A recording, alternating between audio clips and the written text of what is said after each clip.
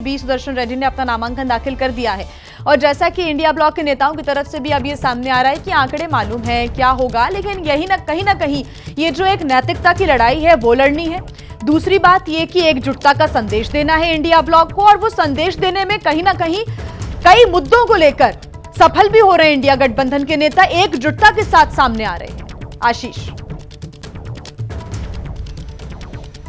जी हाँ, बिल्कुल। वो तो पार्लियामेंट में जिस तरह का फ्लोर कोऑर्डिनेशन देखने को मिला उसमें स्पष्ट है कि मुझे वो भी याद है कि दो सेशन पहले तक तृणमूल कांग्रेस कई मुद्दों पर इंडिया अलायंस के साथ नहीं आती थी। हमने इस बार देखा है कि तमाम पार्टियां एक साथ हैं, इंक्लूडिंग तृणमूल कांग्रेस, चाहे वो SIR का मसला हो या चाहे दूसरे जितने भी मसले उठाए जा रहे हैं वो सदन में।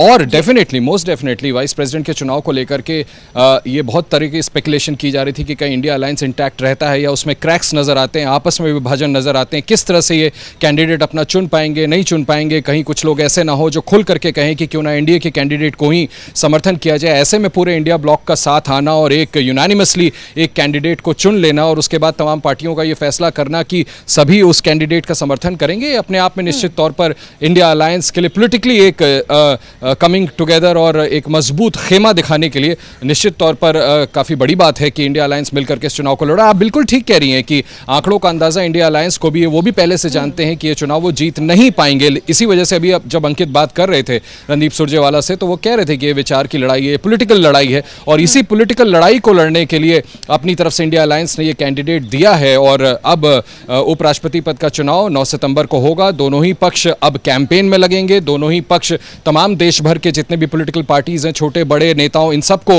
रीच आउट करने की कोशिश की जाएगी। पहले ही सरकार की तरफ से विपक्ष के कई पार्टियों और बड़े नेताओं को अप्रोच किया गया था कि वो एनडीए के कैंडिडेट का समर्थन करें, लेकिन डिस्पाइट दैट इंडिया अलायंस ने अपना कैंडिडेट दिया है। और अब 9 सितंबर को देखना होगा कि कितना करीब जाता है ये चुनाव, क्योंकि मैं फिर दोहराना चाहूंगा, एनडीए के उम्मीदवार का जीतना तय है।